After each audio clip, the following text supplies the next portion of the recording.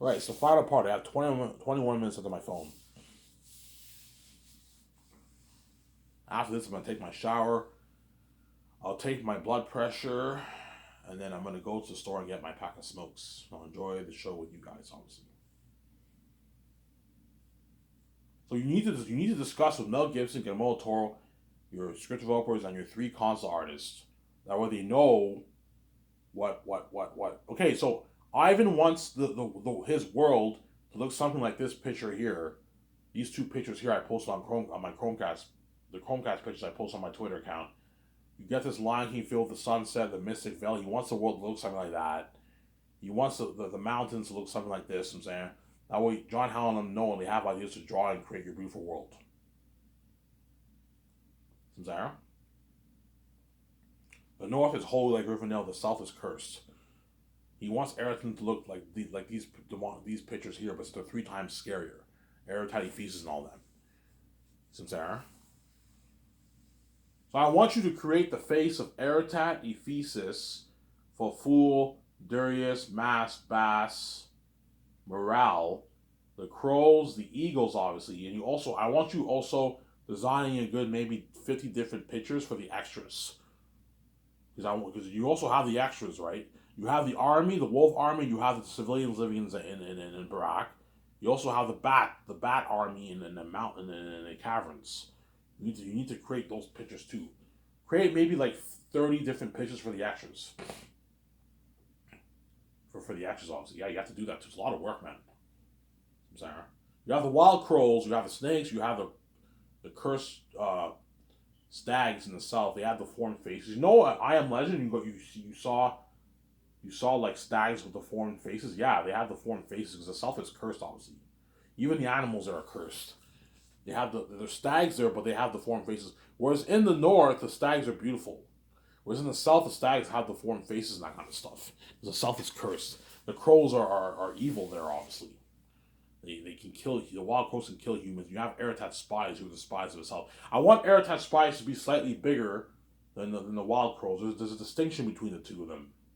They're bigger, more dangerous. The wild crows are smaller in size, obviously. So, Eretat crows talk, the wild crows don't talk. Mel Gibson, I have the spies of the south. I'm like, yeah, holy shit, that's cool. So the spies of the south, they keep watch for intruders. Yeah, they keep watch for the northerns. Because the northerns are not welcome in Eretat's territory, obviously. It's very rare for a northern to come down to the south. Hence why whenever a northern comes down to the south, Eretat's like, what the fuck is he doing in my territory? They're not welcome in his territory. Just like the wolves are not welcome in the north either. It's very rare for a wolf to come to the north either. They're not welcome in the north. That's why you have the wall guards, the watchers, Maramis wall guards. They see a wolf or a crow or something like that. They fire on will, obviously, right? Yeah, look at that amazing movie. I mean, yeah, the wolves are not welcome in the north. The humans, the Zanians, are not welcome in the south either.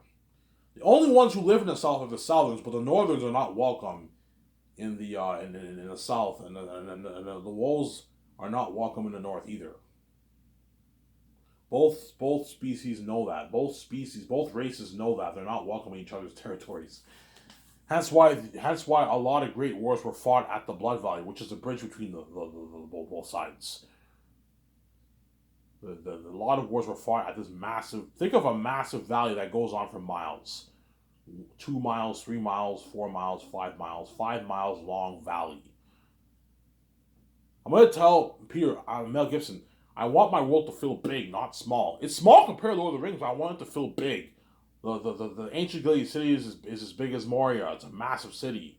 Zanis is a massive city. The Valley of Blood is a massive valley that goes on for miles.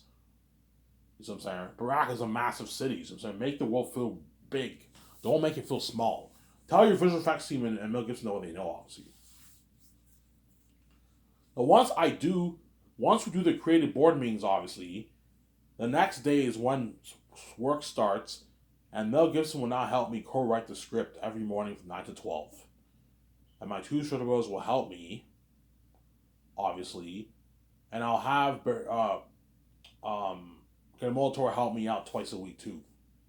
And then the next 3 days, he has to help the others with business calls. That way, he helps you out with the script, obviously. Sarah. While I'm working on a script, the others are doing business calls, obviously. And then John Howe and Alan Lee and the other guy are in the other building drawing all the pictures. Dozens of hundreds of pictures they have to draw. It's a lot of work. And in the afternoon, after we eat lunch, we do the concept arts with John Howe and Alan Lee and all them in the other building, discussing the world building and the characters and the lands, all that stuff.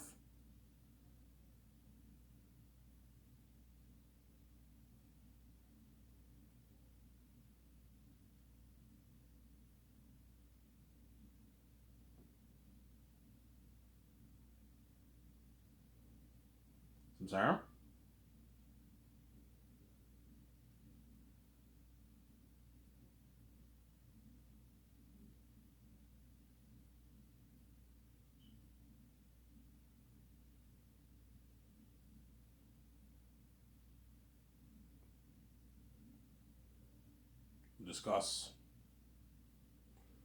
We discuss the world building and the characters.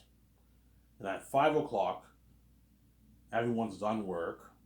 And all I ask Mel Gibson to do is that he takes his notes with Guillermo del Toro. That way he's prepped for the role. Mel, listen to me. Take your notes, man. Don't half-ass it. I don't want you winging it. I need you prepped. I need you in the zone directing this movie, and Guillermo del Toro too. Take your notes with Guillermo del Toro. That way you're prepped. George Lucas can help you, or you guys are prepped for the movie. So, Sarah? You can take notes on your laptop, or you can take it on a notebook. I recommend you go to Staples. It's a big company here in Canada. They sell the best school products, right?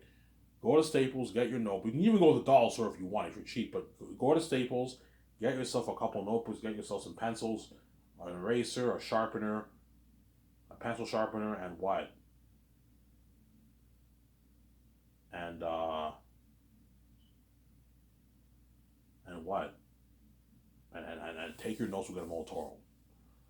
I want Guillermo del Toro, you going over the script with him, and you both take notes. That way you're both prepped. Then once you take your notes, you're done. I'll have a limo driver take you for your. It'll take them an hour to take your notes. Have a limo driver take you and all you guys for your dinner. At like I don't know 7:30. You eat there for an hour till 8:30, and then after that you guys are free to you can have a drink in the bar downstairs, which they most likely will. You can go swimming in the pool. You go in a jacuzzi.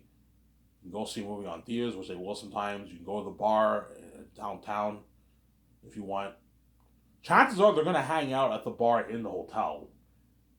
But sometimes they might want to check out other bars in Vancouver, obviously. And you get limo services. Your limo services will take you there. Take you to theaters, to an event, to the bar. But like after like 2 o'clock, it stops around there. I don't know. You guys have access to your limo around like 8 in the morning. And around midnight, 1:30, it stops. You no longer have limo services for you anymore, Sarah. You do some of that for Mel Gibson and all them. Then Mel Gibson will help me sign the 4 groups of people the first year. Weather workshop, costume designers, mask designers, people who've seen the extras, training nutritionists. Mel, well, I need to hire a psychologist. Yes, Ivan.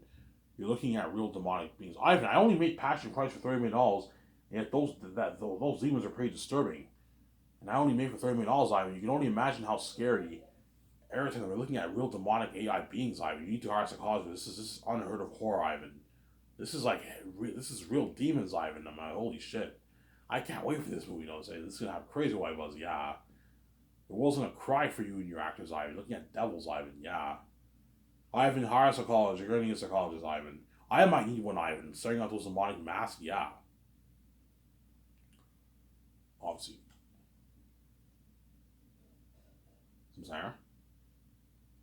And then Mel will help me sign the Star's second year. So once the concept arts are done, I'll do a party with the concept John Howe and all of them before they go home. Then once the script is done, I'm gonna do a party with Mel Gibson, my 17, and Guillermo del Toro. We finish writing the script, Ivan. I'm saying Mel's all happy. We'll do a party with Mel in my yacht, whatever it is. And towards the end of the first year, Mel can spend time with his family for Christmas. And early second year is when I fly in the Hollywood stars. Before I talk about this interesting topic about the stars, I'm going to go upstairs and get my coffee. I'll be back in a sec. Don't hate me, I'm saying. It's good if we don't want to wait.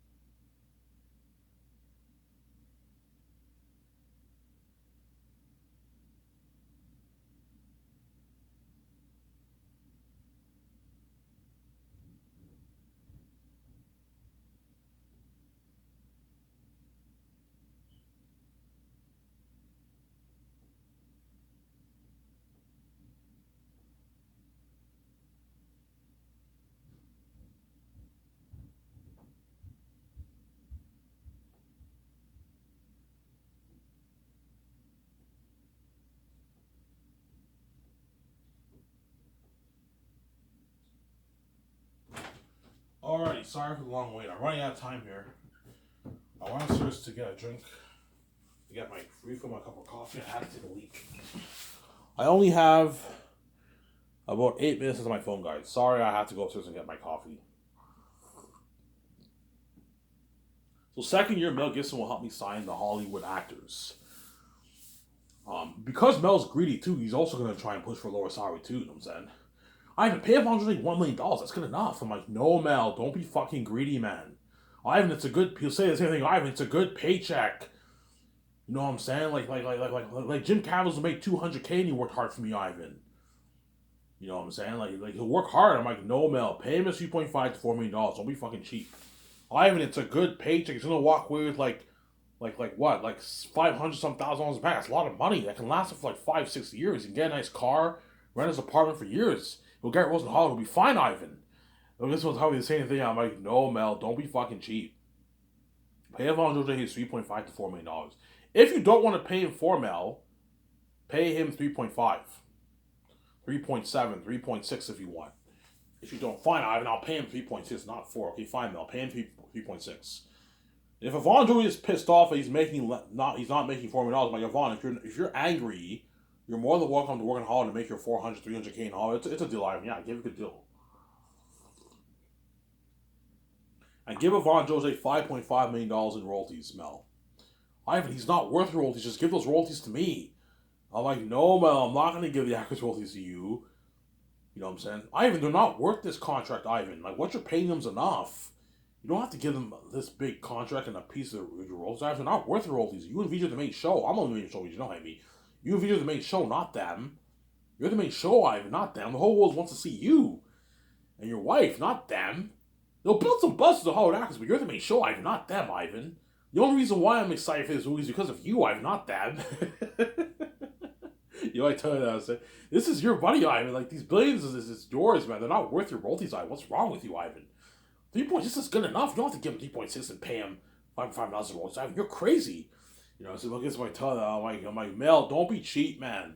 Ivan, it's a good enough paycheck. You don't have to give him a piece of your royalties, Ivan. It's a good paycheck, Ivan. You know what I'm saying? Because he's greedy too. Mel's greedy too, obviously, yeah. The fact that Mel made $300 million for Passion Christ and Jim Caviezel made 200K, he's obviously a greedy pig too. He's a greedy animal too, obviously. But I heard Mel gave Jim Caviezel like some bonus points or something like that. Jim Caviezel got like $1 million in bonus points. So I heard, it might not be true, it's a rumor. I heard he got bonus points or something after the movie. But I heard Jim Caviezel made shitty money for Passion Christ. You'd be like, Ivan, Jim Caviezel made nothing for my Passion Christ movie and he worked hard for me, Ivan. He destroyed the role of Jesus. Paying Von Jose $1 million, 800K is good enough. You don't, because Mel is greedy, but he's not as greedy as Peter. Most likely, he'll probably be like pay a Von Jose 800K or something like that. Whereas Peter might push for a $500,000 contract because he's cheap and greedy, obviously. You know what I'm saying? I'm like, no, Mel, pay him a 3.6.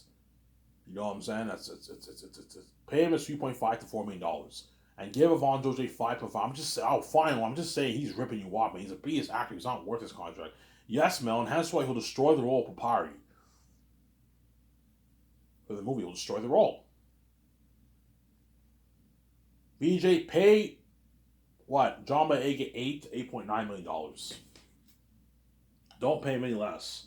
Ivan, what about $5 million? No, pay him 8, man. 8 to 8.9. He's a major character. Make sure he gets paid. He lives in London too, so he's making a bit less. Since you got to make sure he gets paid. Pay him $8 to $8.9 million. If you don't want to pay him 8.9, pay him 8. That's fine. Sign him to a $5.5 million deal for the game, for the movie royalties. And then sign him to a $1.5 million deal for the game. Same as Von Jose. So John Boyega signed a $15 to $16 million deal. He'll walk away with $5 to $6 million in his bank after taxes, depending on how much we pay him. Obviously, you pay him 8, he'll walk away with 5. About $5 million. You pay him 8.9, he'll walk away with closer to $6 million in his bank after taxes. From Sarah. Mel's like, Ivan, this is crazy. He's not worth $8 million. Pay him like $2 million. That's good enough for John Boyega. That's a good paycheck, Ivan. He's not worth 8. He's not an ace actor. I'm like, no, Mel, don't be cheap. Let's pay him 8 to 8.9. That way, what? He works hard and he brags how much during my companies in Hollywood. Mel, do you want these actors to have a better performance than even Jim Caviezel's performance in Passion Christ? Yeah, Ivan, okay. Pay them more money, pay them the millions, or where they destroy the role. They all destroy the role, and they work really hard for us. They work really hard for you. Ivan, you don't have to worry, man. Jim Caviezel made nothing. Those other actors made nothing for Lord of the Rings, and they work hard for me, Ivan. Like, trust me, this is good enough money. You don't have to get a piece of your rollies, Ivan. This is madness. This is local, Ivan, yeah. Mel, I know what I'm doing. Don't be cheap. Because Mel might also try and get the royalties. Just give those royalties to me. Because he wants like a $300 million deal. He's greedy, obviously. I'm like, no, Mel, I'm not giving you the royalties. What I'm paying you is enough. You're making way more than them. What they're making is pocketing how much you're making. This is a good enough deal, Mel. You're being greedy. Sarah.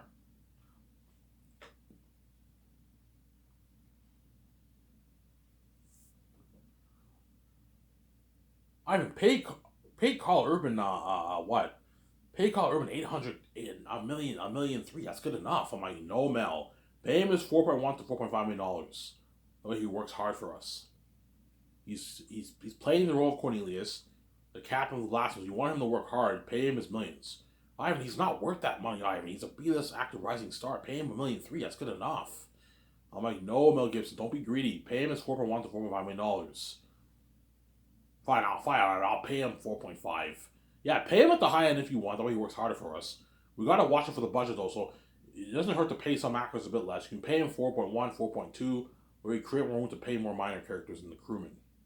Pay Colvin 4.2. Salary, base salary, and you give him $5.5 million in royalties. Obviously, you sign to a $1.5 million deal for the game. So Kyle Urban signed like what? An 11 point, like, I don't know, $3 million deal, whatever it is. $11.2 million deal he signed, which is like 14 million New Zealand money. Hence, Carl Urban's walking away with like a 7.5+ million check in his bank after taxes and his agent. $14 million after taxes is 8.6. Agent takes 10% of that. That's $860,000. So Carl Urban's walking with like a 7.8 million check in his bank after taxes. A fucking fat deal. Ivan, this is local. He's not worth this money. I'm like, Mel, I know what I'm doing. You pay him his money. He's going to destroy the role of Cornelius. Completely destroy it. So I'm saying, yeah. That's why it's the best I told the most picture, and all these actors are going to work hard, but they're going to be part of that buzz of me. And whoever I choose will be the lucky director who gets to direct my movie. And be part of that buzz of me. Anyways, guys, I'm out of time here. So I'm signing up. Peace. I hope you guys enjoyed this video.